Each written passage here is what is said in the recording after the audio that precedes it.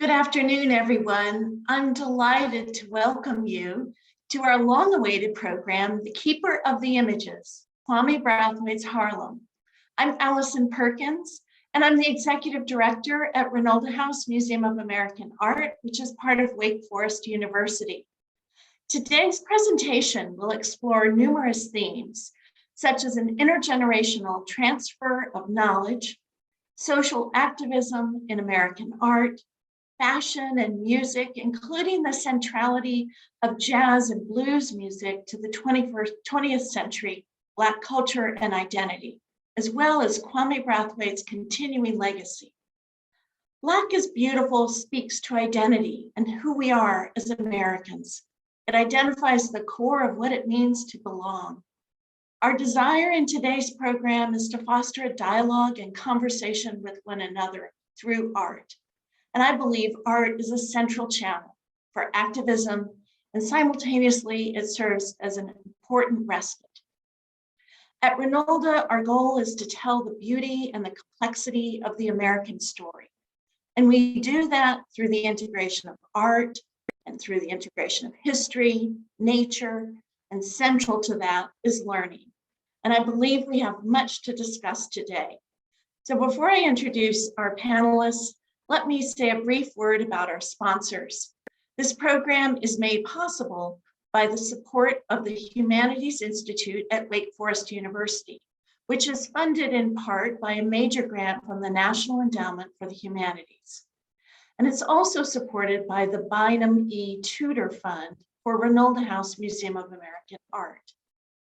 So let me introduce our first speaker. Corey D.B. Walker is the Wake Forest Professor of the Humanities with a joint appointment in the English Department and Interdisciplinary Humanities Program. He's also the inaugural director of the program in African American Studies at Wake Forest University. His research and teaching interests span the areas of Africana philosophy, critical theory, ethics and religion, and American public life.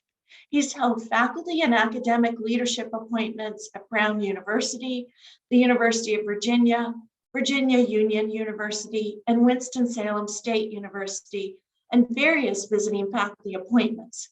He is the author and editor of 4 books, including The Well-Received and Noble Fight, African American Freemasonry and the Struggle for Democracy in America. And next, it's my pleasure to introduce Kwame Brathwaite, son of the Keeper of the Images. And Black is Beautiful photographer Kwame Brathwaite is the director of the Kwame Brathwaite Archive. He manages the archive as well as collaborative projects that are concordant with themes in his father's work, namely activism, politics, fashion, and music. Kwame authored a chapter entitled Fashion and Consciousness in the book Mod New York, Fashion Takes a Trip. He has lectured at numerous institutions, including Harvard University Art Museum, the Courtauld Institute in London, and the Museum of the City of New York. He curated Black is Beautiful, the photography of Kwame Brathwaite in partnership with Aperture Foundation.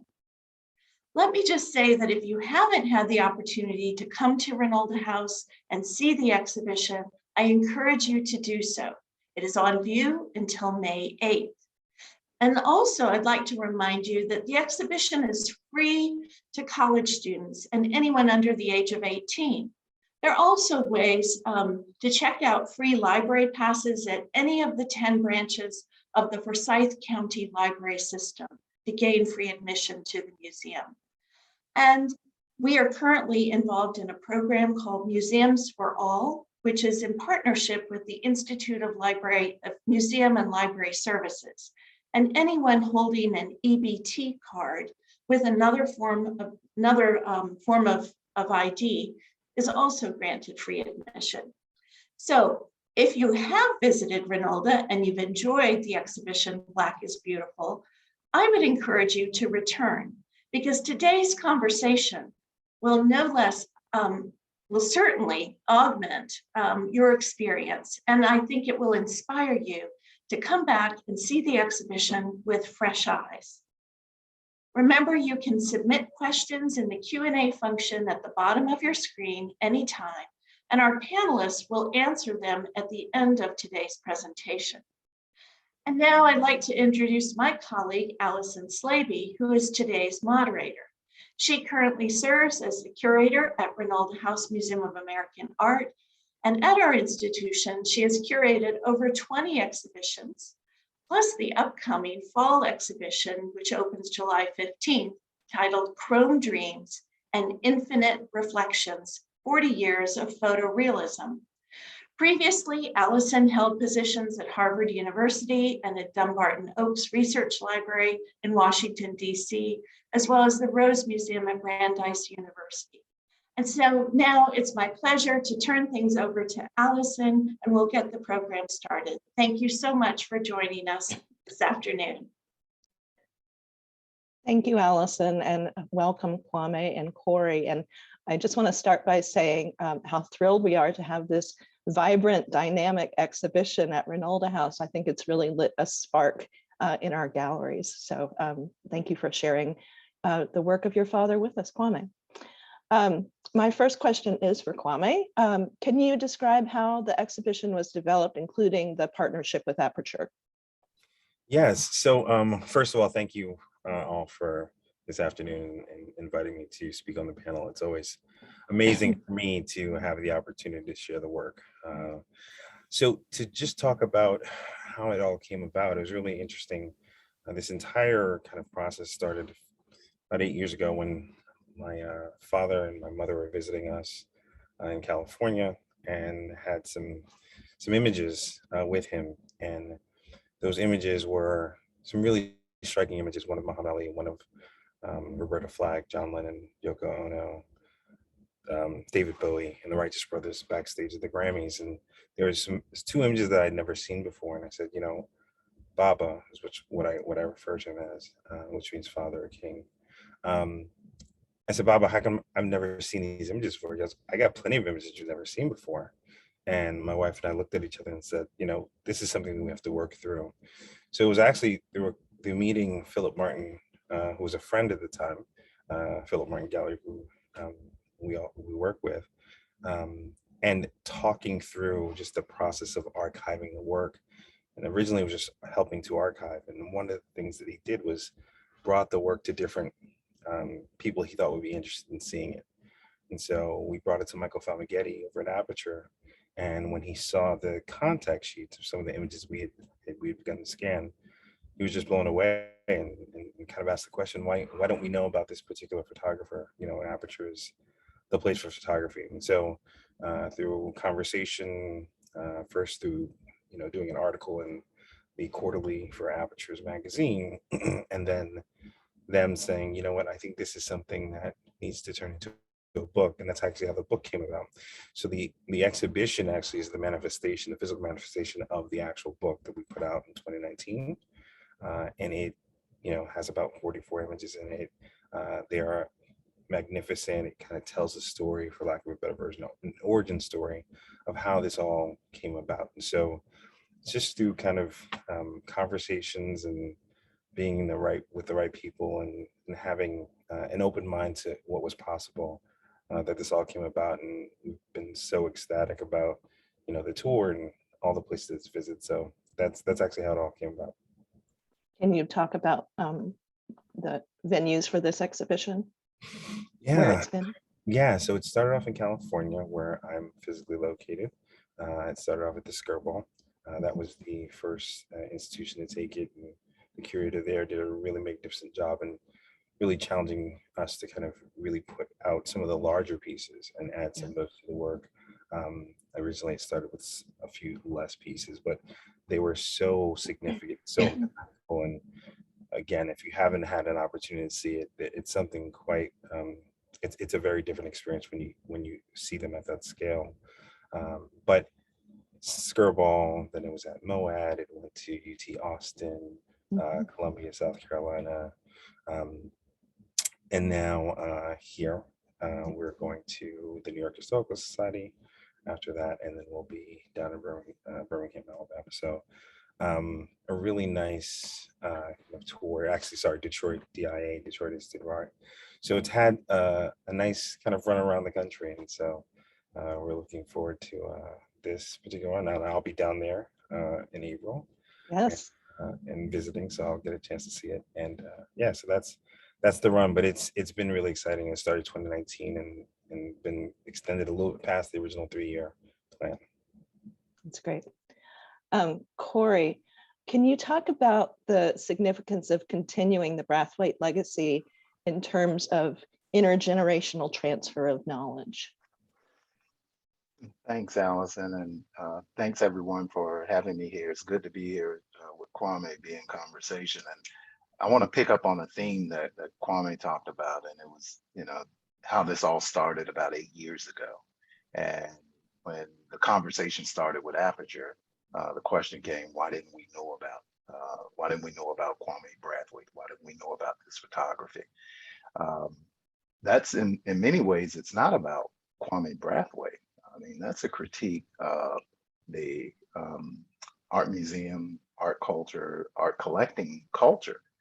In many ways, the protocols, the priorities, and the ways in which individuals in the art world think about their process, their processes.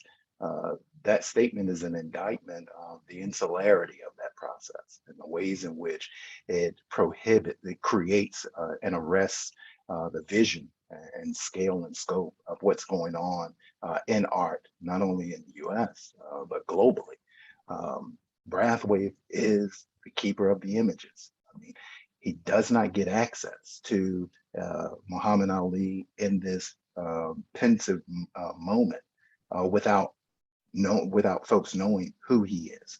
He doesn't get access to all of the meetings of all of these activists, artists, musicians, if folks didn't know who he was. He doesn't get access to this broad panoply of Black genius that is global without folks already knowing. So the question we have to ask is, how is it that the Black world knows about this and Black genius is being expressed like this, but yet an art world can continue in its own modalities and actually overlook and escape this? In many ways, the categories have us by the throat. The ways in which we think about the idea of art, the ways in which we think about aesthetics, the ways in which we think about beauty can be held captive to what Ralph Ellison said, the inner eyes that we all have, the ways in which we're shaped and the ways in which we're formed. Kwame Brathwaite comes out of a tradition. And when you read Black is Beautiful, the wonderful book with the words by Tanisha Ford, and of course that it opens with the words of Kwame Brathwaite himself, and Deborah Willis has an afterword that's just absolutely electric. You realize the ways in which this knowledge is flowing, and Kwame Brathwaite becomes a container of the ways in which Black genius has not only grown and developed, but how it has evolved. And as the keeper of images, he has passed that on to his son, who has decided to pick up the mantle to continue that work. That's the beauty of it. That's when we talk about that intergenerational connection.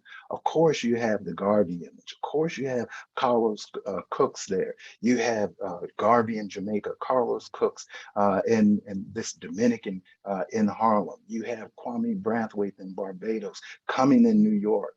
You have the ways in which it connects with the continent itself, with Africa, through Thomas Sankara, of course, through Kwame Nkrumah, through all of these African leaders.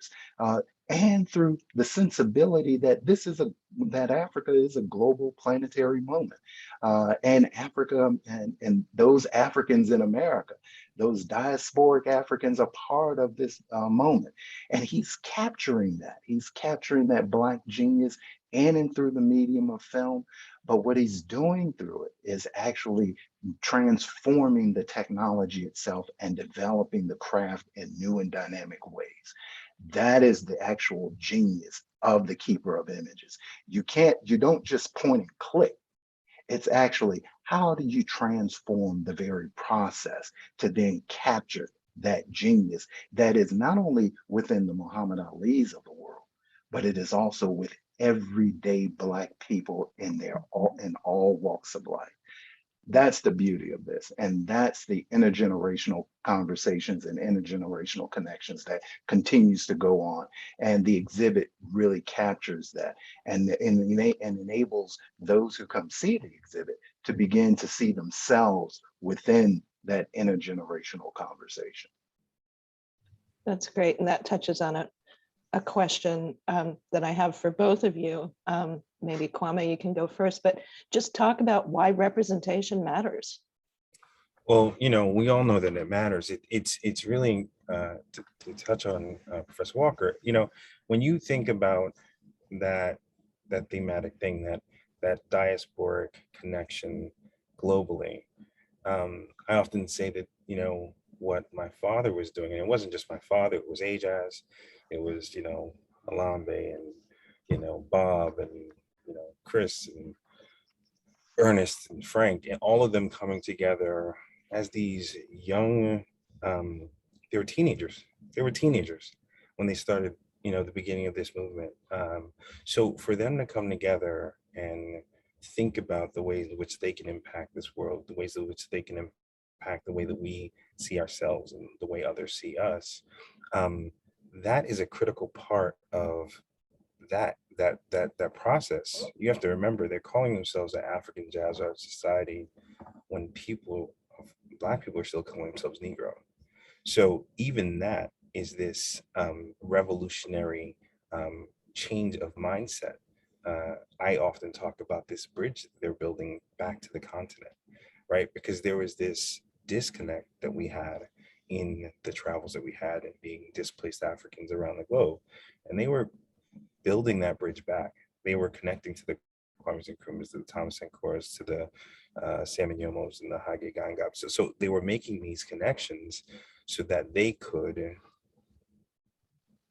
help with the process of equity and empowerment globally. So the representation, one of the things that's really critical about when I think about what they were doing with the shows and the literature and the graphic arts, as well as my father's photography, is that they were painting a picture of a Black utopia, of a way in which we reveal and see ourselves in our elegance, in our everyday celebrity, in our everyday regalness. And so that representation matters. You think about that iconic image of Pete Sousa taking the picture of the young African American child touching Obama's hair, because he realized that this is the connection. There's actually something that I can now see. I can see this is the president of the United States that I now have a belief that I can see. If you can't see it, you can't believe it. And so one of the things that they did was, through my father's photography, through the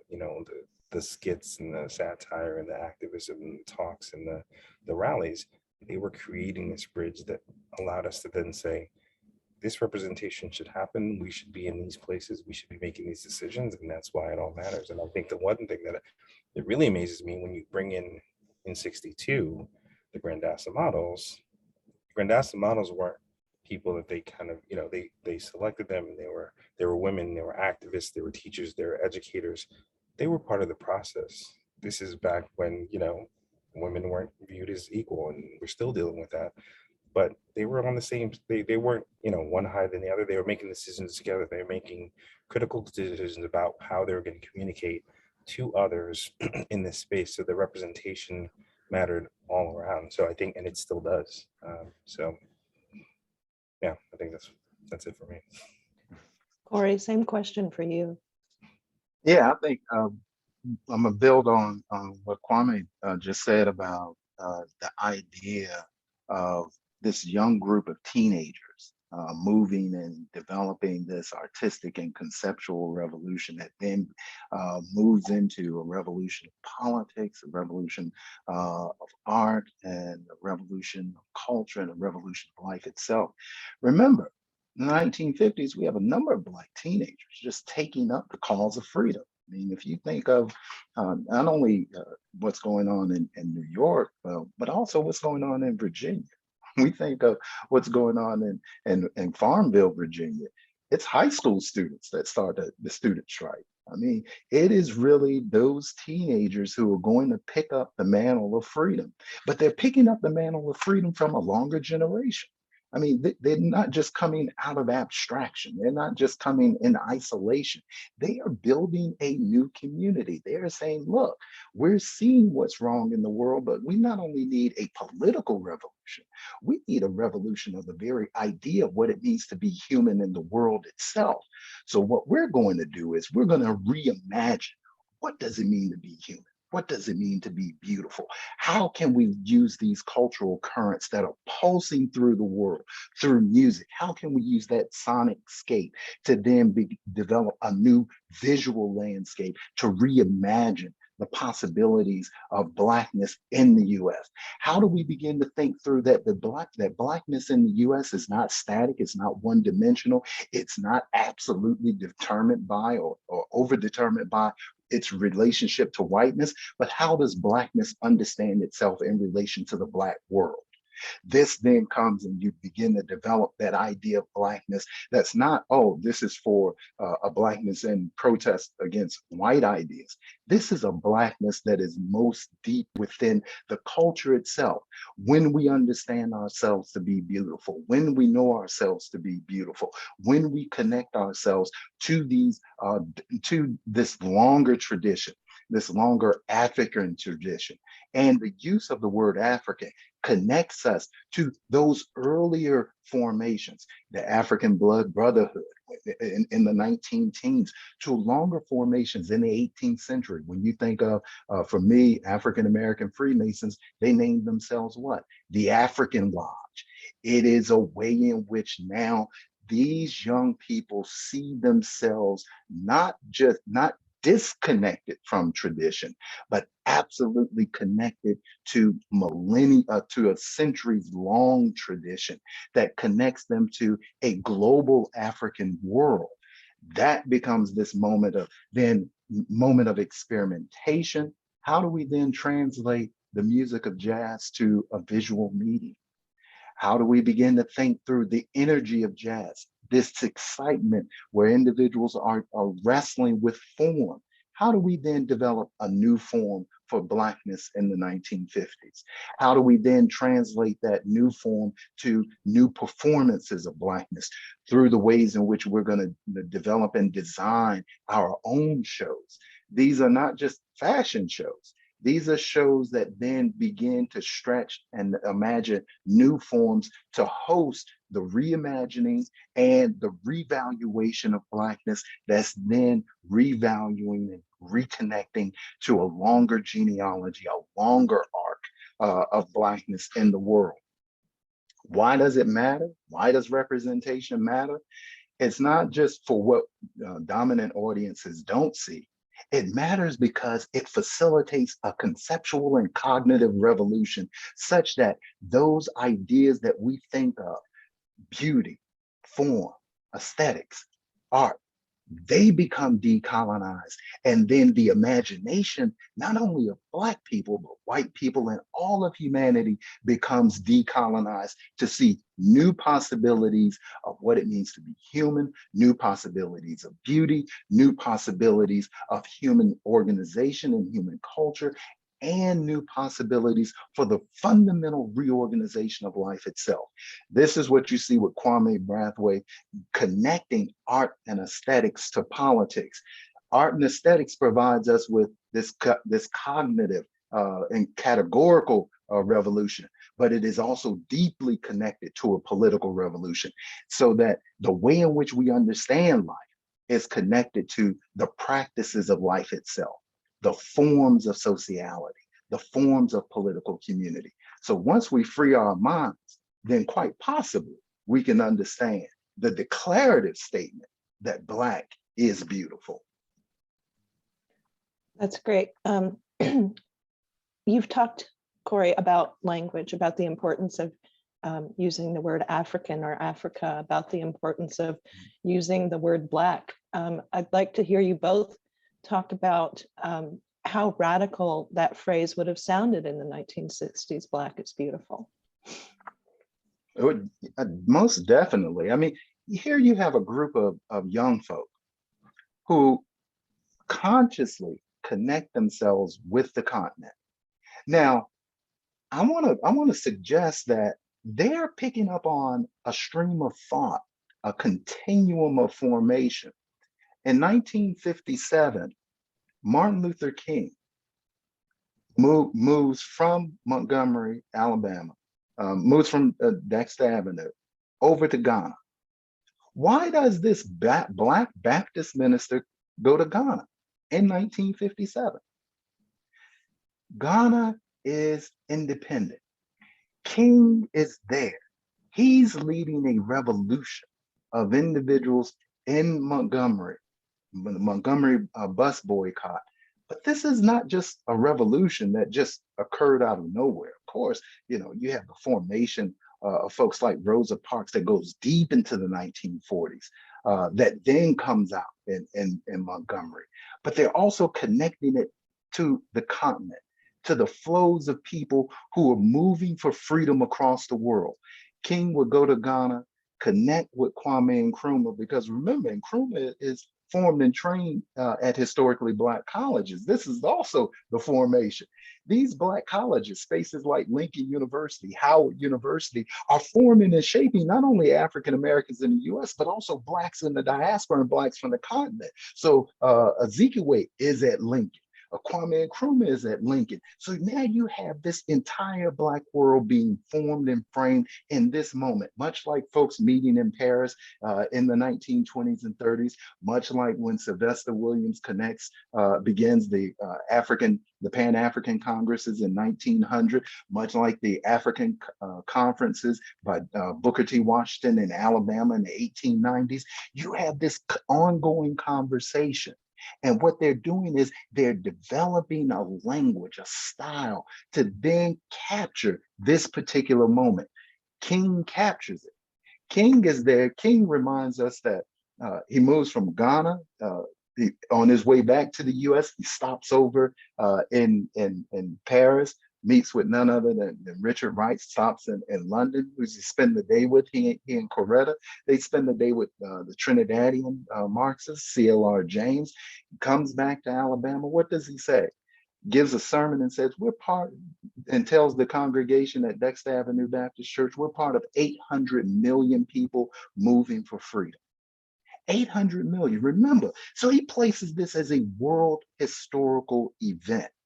So the idea that you move away from the term Negro to African to Black positions you in this planetary formation, that you're not just within the sovereign boundaries of a singular nation state, that you're belonging to a global conversation of freedom. And with that global conversation of freedom, you're also part of a global conversation of culture. And that culture has a history, and that history is part of who you are and how you understand yourself in the world.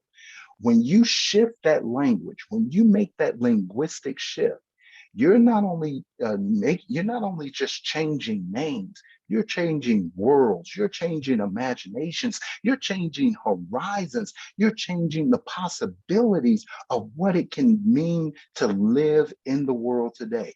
That's what's going on with Ajaz. That's what you see connected, not only with the shows throughout the 1960s, but you'll also see it with other artists. I mean, I'm thinking of folks like William Greaves, the first Negro Arts Festival in Dakar, Senegal. When you see folks like Langston Hughes connecting with with other artists, like folks connecting on the continent in Dakar, Senegal, for this first World Festival of Negro Arts.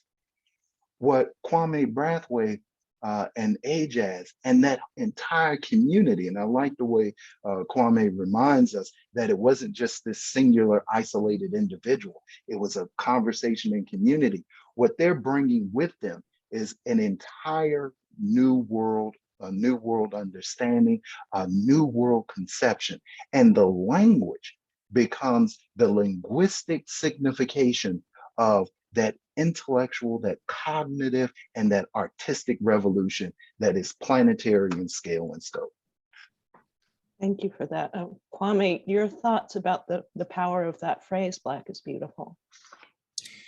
Well, you know, it's interesting because, you know, everyone has heard the phrase and it's become obviously this, you know, it's been co-opted. It's part of the global culture now.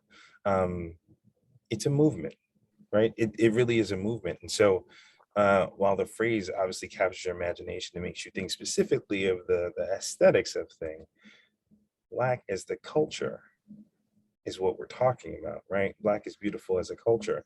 So you're talking about all of the things that connect us back to the diasporically, to the continent, right? All the things that make us beautiful, whether it's what we look like, whether it's the things that the traditions that we pass on, whether it's the habits that we have within our culture. It's all beautiful, and it's there to remind us that you don't have to change who you are to love who you are. And so that's a really revolutionary thought, especially at that time. And you know, multiple people, you know, from Ajas to the Grandassa models have spoken about their interaction and as they were going through it, about what that felt like to actually challenge within their own communities, the responses that people had to them wearing their hair natural, embracing this African ancestry was was incredibly revolutionary. And so for me, it's a really important for everyone to understand that yes, it's the phrase that you know, but there was so much, it was so much more about that. Like, and so when you talk about that connection back to the continent, when the people like Kwame and Nkrumah, you know, Kwame, my father's name is not originally Kwame. He changed his name to Kwame because of Kwame Nkrumah, because of that interaction, because of who he was, and named me Kwame for the same reason. And so when you think back to Ajaz going down to the UN and going down and going for the NGOs and having them say, okay, what do you need? Come speak to the people in Harlem. Come speak to the people so that we can have this connection, so that there is this exchange, not just of ideas, of resources, of knowledge, of community. They're building the community so it extends past the borders.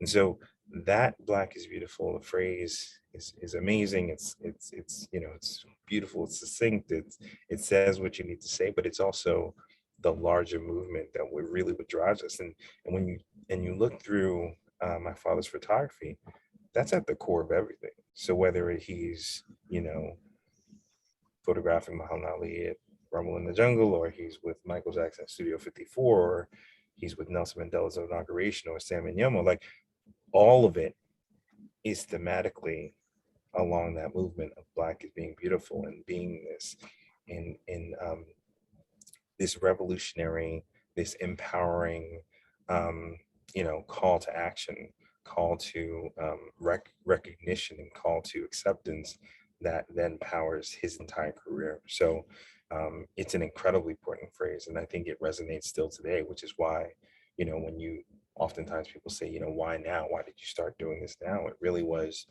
part of my understanding of the fact that this this story needs to be told. The educational portion of it, which is really amazing to me, when you look back, and I'm continuing to learn. I want to audit your class, Professor Walker, because I just like the amount of knowledge that's there. And then and here's the thing: there was Ajaz, there was my, you know, my father and Grandassa models, there was Kamwangi, there were all these other people who were just doing this work, and they're all coming into this consciousness and developing these ideas around what is happening in the world, and raising and elevating the consciousness. And the thing that was beautiful about, I think, when you talk about Black is beautiful, was it wasn't just them, it wasn't just the community. All of these artists, they lived it.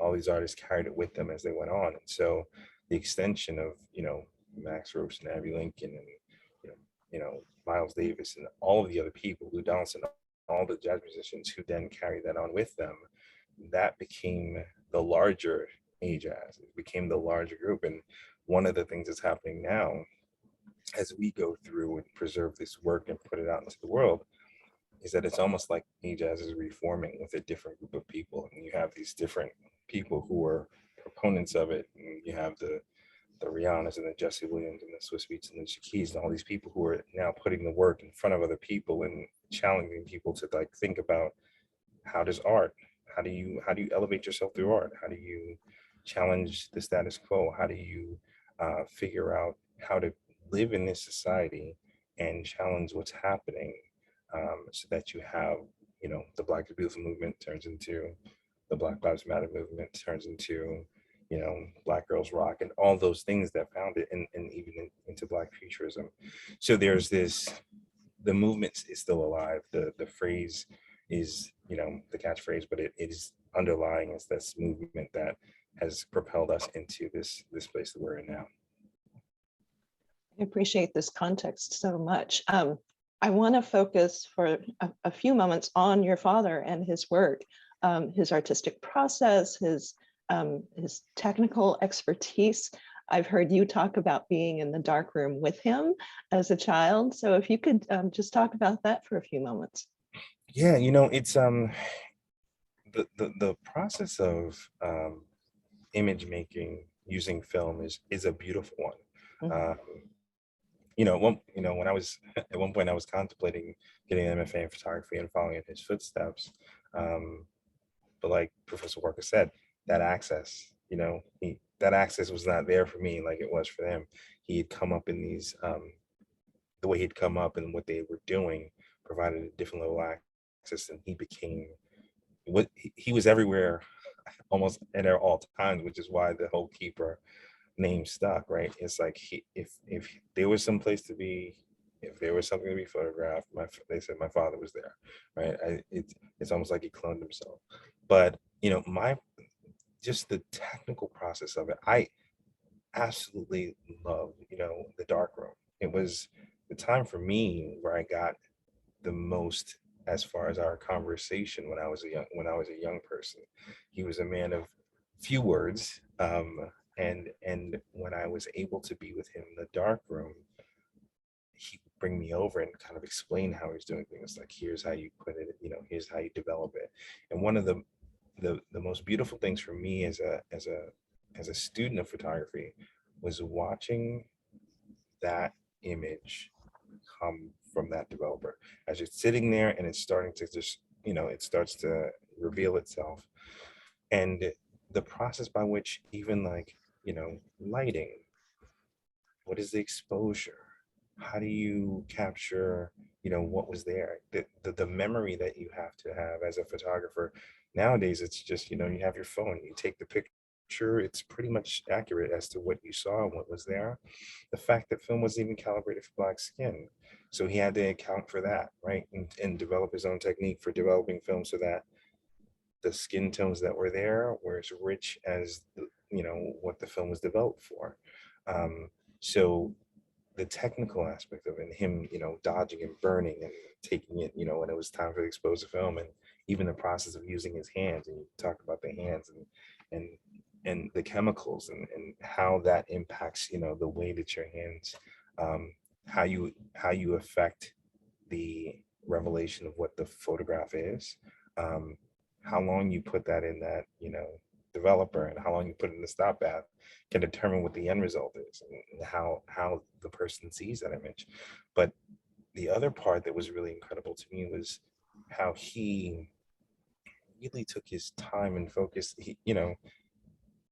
Film costs a lot of money, so you don't just rapid fire and just hold down the shutter and say, okay, I'm gonna just pick one of these images. There was an intimacy and there was this knowledge of what he was photographing, whether it be in the studio, whether it be in, at a concert, photographing someone's particular, while they're performing a song or where they're doing this.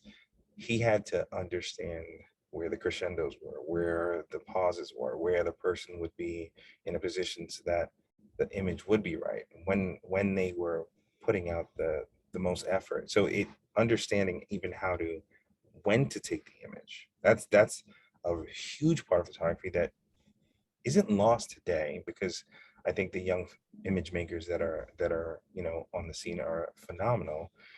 It's just a different part of the process. And so, and a lot of them still use film. And even if you use digital, you do have to understand the moment. But his attention to detail, his framing of groups. I've heard this from a number of people. His ability to pull people together in group shots was, you know, some say unmatched. And I think it's really incredible because there was this group aspect. And if you ever ask him or had a chance to talk to him, you know, he would say, oh no, you know, this is about the group. This is about everybody. This person helped out and this person helped out. And it was always about the collective. But his process and, you know, developing the film in our bathroom at home, just, you know, even that process of, you know, taking the canisters and shaking it and the time it takes to develop the film in that way and hanging the film strips, it was just this, it took love, it took passion, it took a level of artistry and desire that as an adult going through this process and seeing just the volume of what he did and while he was always working, this drove him. This was his love. This was his passion. And he took it incredibly seriously. And so that process was everything for him. It was the way in which he put himself into his work and wanted to make sure that as the viewer viewed what it was like they were in the moment, they were there. Thank you. We've touched on this a little bit. Corey, I'm interested in your thoughts about the through line from the Harlem Renaissance through Black is Beautiful of Brathwaite's time to where we are in our now in 2022 with Black Lives Matter, and the relationship between activism and art. Well, it's interesting. Kwame, you said something that was quite prescient. I love an essay about the sons of photographers in the darkroom, because Charles Harris also talks about knowing his dad, the great photographer out of Pittsburgh, in the darkroom. So it's something about the dark rooms and fathers and sons. There's an essay to be written there. So we're going to put a pin in that. I want to just hold that right there. We're going to hold that one to the side because we need to talk about that. But to get to your question, Allison, about thinking through, let's just think through a century of this. The generation of Sam Hose. That is a generation of W.E.B. Du Bois, who will then develop an entire idea. I mean, Du Bois, if we think of Kwame Brathwaite, the exemplary medium of film is to Kwame Brathwaite, then for Du Bois, it is the word, it is the written text. I mean, Du Bois is trying everything: essays, novels, disciplinary writings from history, beginning with history, then moving to sociology, inaugurating that, to these pageants, and of course, to journalism.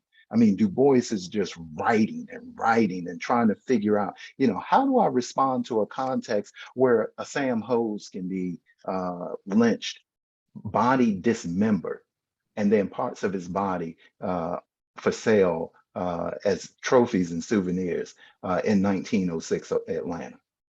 So Du Bois responds to that in a number of ways. And of course, with Alain Locke, the philosophical midwife of the Harlem Renaissance. And of course, what Alain Locke does is he draws from Africa. If you look at that Survey Graphic magazine from which the New Negro is then published from, you'll see what Alain Locke is doing. Alain Locke puts on one of the first exhibitions in Chicago on Negro art. It's Negro Art Week. And of course, you have a number of artists there. You have a number of photographers there. You got Katie Ganaway, King Daniel Ganaway from Tennessee moves to Chicago. Here's a photographer, part of that artistic exhibition in Chicago.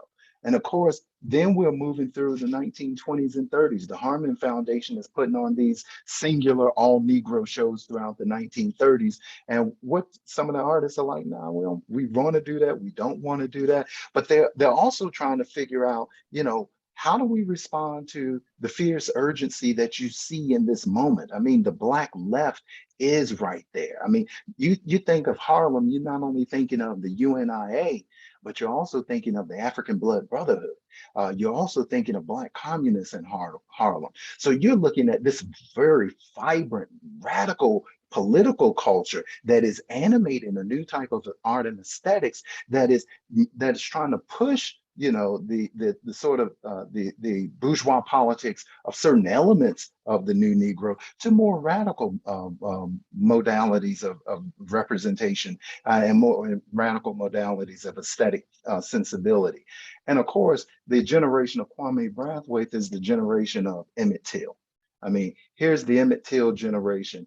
You're seeing Emmett Till's mother allows the casket to be open. So they're formed and framed in relation to that image, but how did that image can't dominate the totality of Black life? That's not about Black life. That is about the deformation of white life that enables individuals to then go on and deform a body in that manner. This isn't about Blackness, but yet it's about the deficiency of whiteness. And of course, this connects to a longer trajectory of violence against Black bodies, but that's not the totality of Black existence. Black existence isn't just lived in this state of revolt. I mean, this is lived in a way in which Black is beautiful. So the reclaiming, the actual reclamation of that statement, making it a declarative, you'll notice that the 60s becomes the moment of declarative statements in the Black world. Black is beautiful. I am a man. Where we at? You're looking at Black feminist artists and Black women artists who are saying, where we at? Not only creating community, but also this is where we at, declaring these spaces. The Trayvon generation, this generation, as Elizabeth Alexander reminds us, is also making these declarative statements. Black Lives Matter. This is not a statement to appeal, much like the 18th century appeal, am I not a man or brother? This is a statement that of the inherent worth, value, and dignity of Black lives, but it is also reflexive that now the art must reflect that. So of course, Rihanna comes back to Brathwaite. I need this art. This art not only, you know, can serve this purpose for this product, but more importantly, this art serves a new sensibility to which this product becomes a symbol. And of course, we see that with Salon, with moving with folks like Arthur Jaffer. We're looking at the ways in which the declarative idea of Blackness, the ways in which we think about Blackness moves into this moment and then tries to reshift and recalibrate the political and cultural and aesthetic sensibilities of the moment. The challenge will become, and this is a challenge of every generation, can it aspire to a planetary mode? Can it then aspire beyond the boundaries of the nation state? Because in many ways, we're still wrapped up with these national identities, these sovereign identities, and the crises that we face are planetary in scale and scope. So how do we capture that planetary dimension of these statements? How do we capture that planetary element to then respond to our moment? But it's amazing how all of these planetary moments, the generation of Sam Hoes, the generation of Emmett Till, and our current generation, the generation of Trayvon Martin, how they can then move to a planetary modality and then open up new possibilities. Black is beautiful. Black lives matter. But how do we then move to that planetary? That's going to be the challenge. And that's the challenge that we all face. But the beauty of it is, it's there and it's always there. And each generation takes it up. It's almost like we're in our Fanonian moment. Each generation can take up or reject its own destiny. That's what this generation is doing. Thank you. Kwame, Corey just touched on identity. We've talked about photography, we've talked about music and jazz. I would like to ask you about fashion in the exhibition and how that is an expression of self-identity. And you spoke about the women. I'd like for you to speak a little bit more about the Grandassa models and the importance to your father's work and to this moment in cultural history. Right. Well, you look, I think one of the primary kind of catalysts in the movement is, they're at a Garvey Day celebration, and one of the women who had competed for Miss National Black Standard of Beauty, had to have her hair natural, went through the whole thing through Garvey Day. And when she returned, her hair was straightened because she said she couldn't go to work like that. And my father talks about Olambe saying, we have to do something to make these women feel empowered and love themselves and know that they're beautiful just the way they are, which is where the thought of the Grandassa models came together.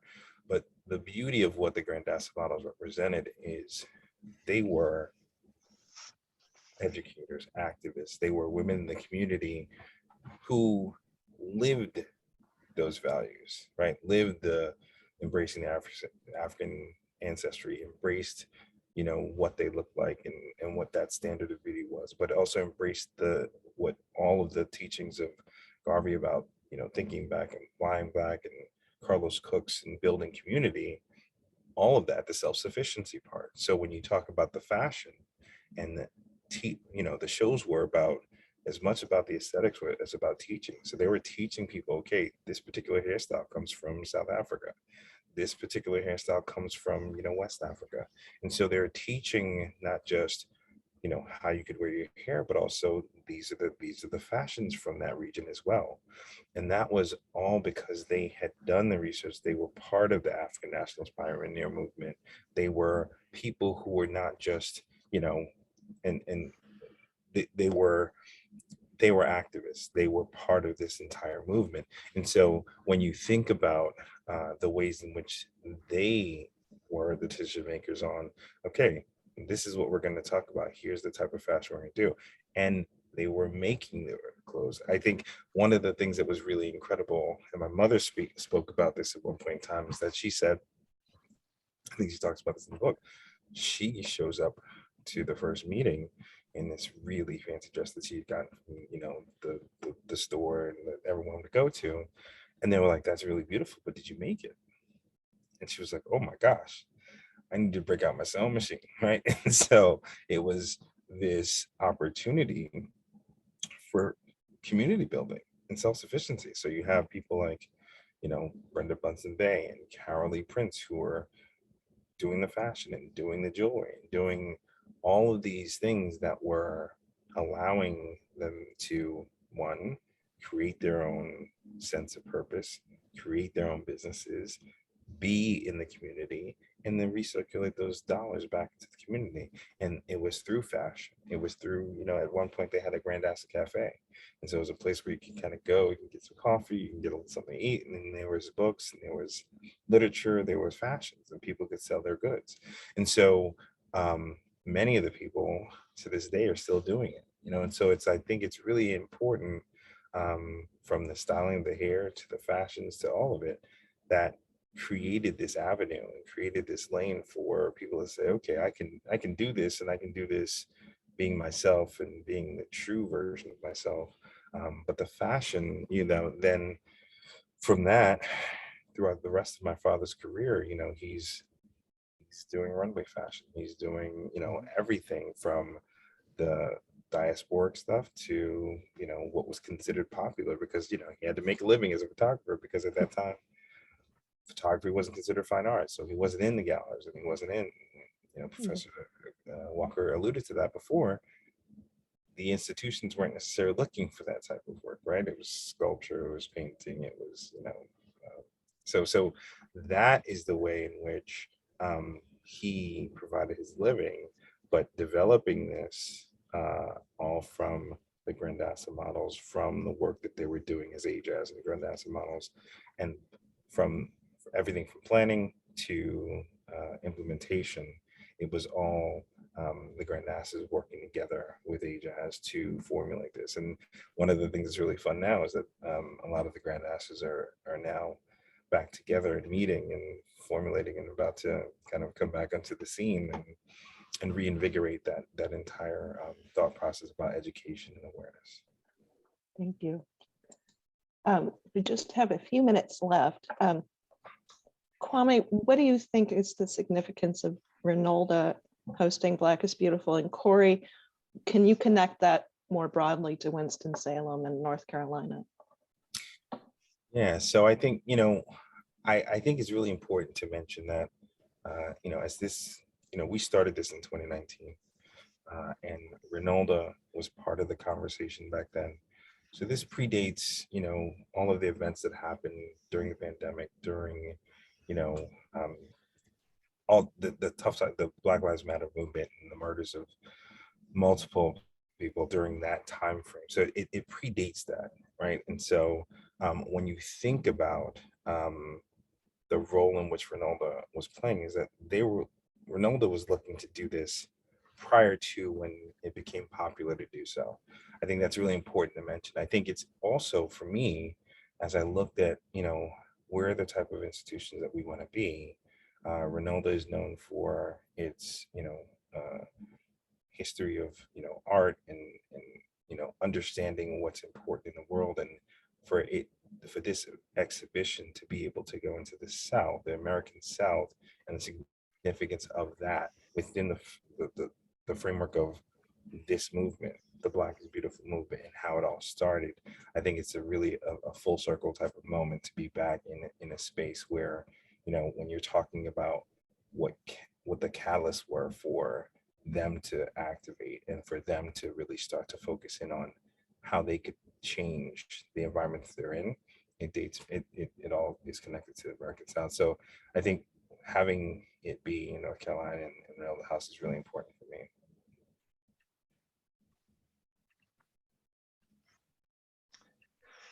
Yeah. Corey, Okay. No. It's interesting for this exhibition to come to Reynolda House. Reynolda House is an American museum of art, right?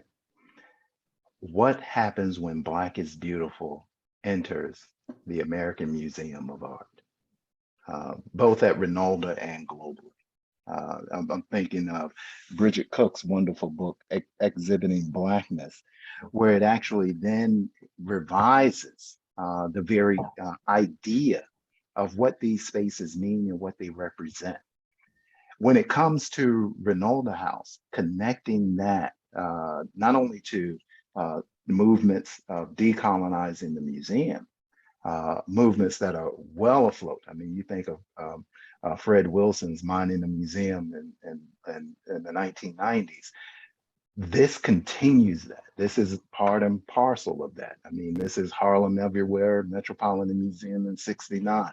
All of a sudden, it's coming, but it's now coming with a precision, a passion, and a deep purpose that cannot be evaded any longer.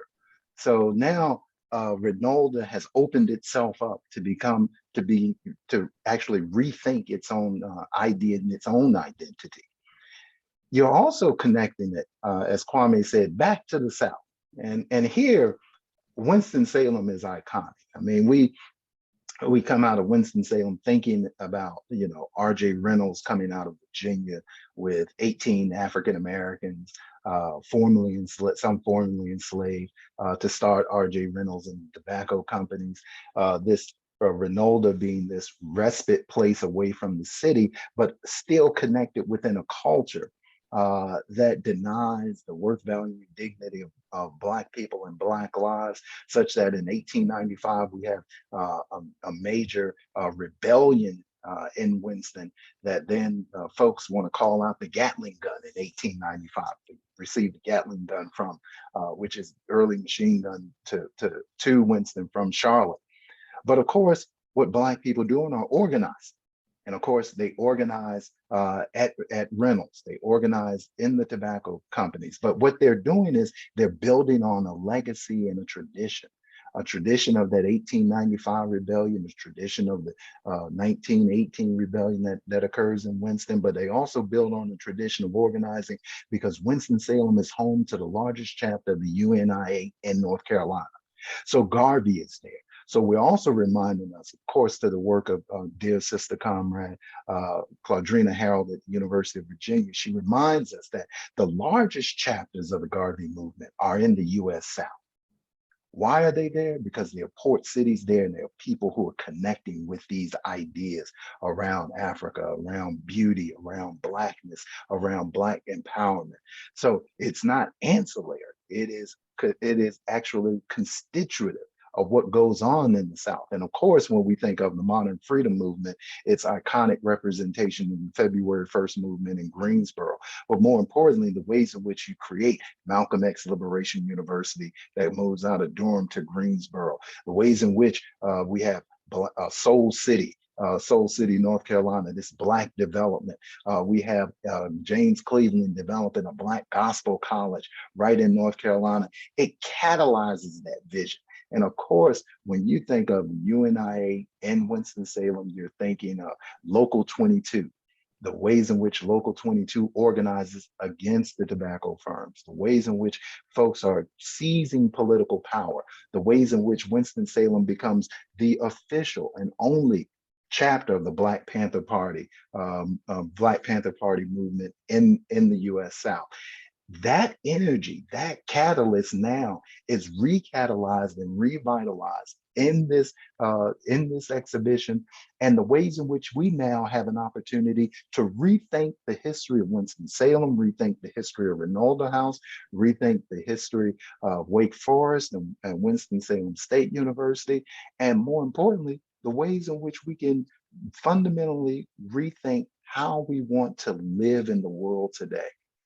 This exhibition coming to Reynolda House comes at a moment not only in the wake of the American Spring, but it comes at a moment where we're wrestling with our complex identities that are generations in the making, that are always parts of being and becoming. And we have an opportunity to do it at a fundamental level, the level of beauty itself. So thank you, Kwame, thank you, Aperture, and thank you, Reynolda House, for enabling us to live into this moment and open up this space of exploration and deep, deep possibility. I think that's a great segue into our final question, which came from an audience member. Corey, you said earlier you don't need to change who you are to love who you are. How can this notion support an emerging generation of young people who have faced more challenges than most in the last couple of years? And I think that will, Kwame, I'd like to hear from you about that, and then Corey, and then I think we'll wrap up. Look, I think you know, we're in a space. I have young people in my home, so we're in a space where what is consumed visually, and it's so much more than when we were growing up, right? Where you had the books in the library, there was a couple of things on TV, there are a couple of cable channels. But when you have, you know, and essentially what we called a supercomputer back then in the palm of your hands, and you have the constant, this constant noise that's coming in from the outside. So in order for you as a young person to really be able to embrace who you are, is that you have to look within. But in doing so, you have to have the knowledge of who you are. You have to have the knowledge of your ancestry. You have to have that passed on kind of legacy that we talk about where we come from and who you are and what is possible.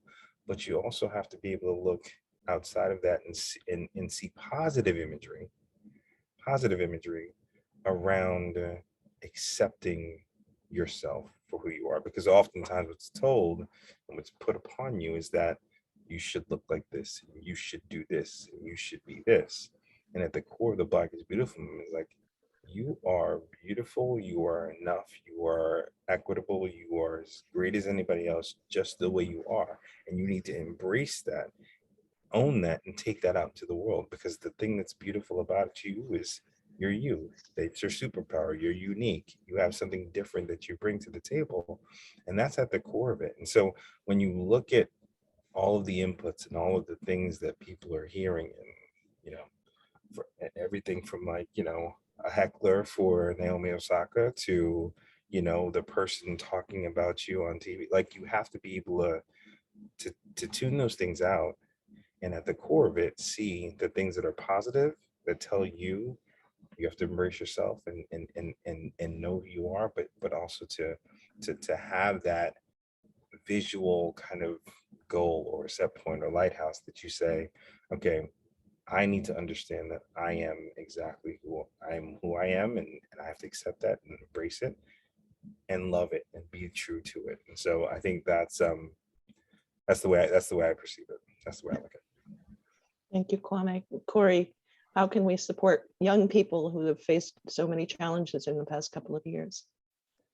Well, in addition to what Kwame said, I want to just pull the words of his father, which actually speak to the depth and complexity of that question, but also to its infinite possibility. He writes, "I have been called the keeper of the images.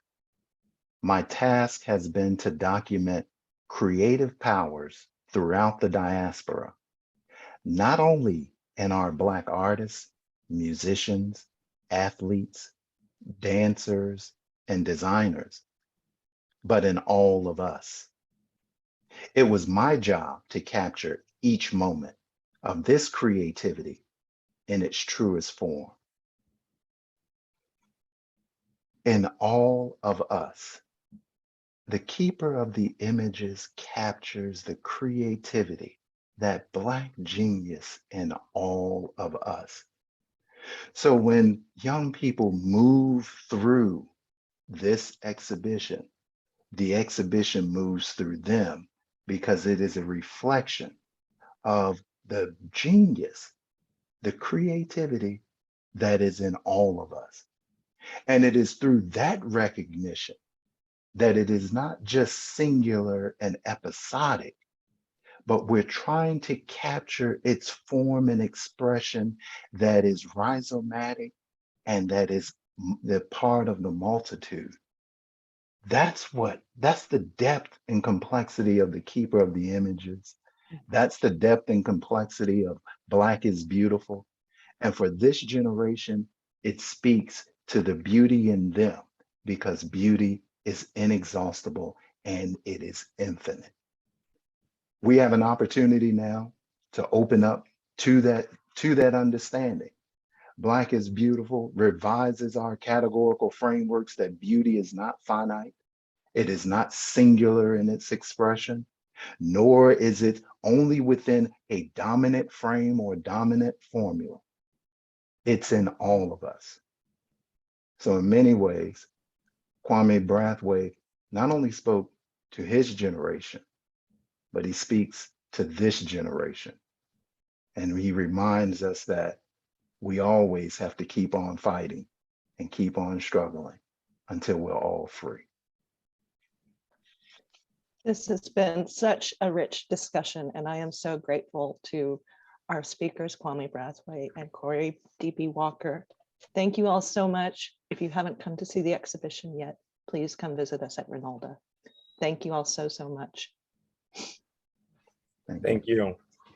Appreciate it. Goodbye, everyone. Bye, everyone.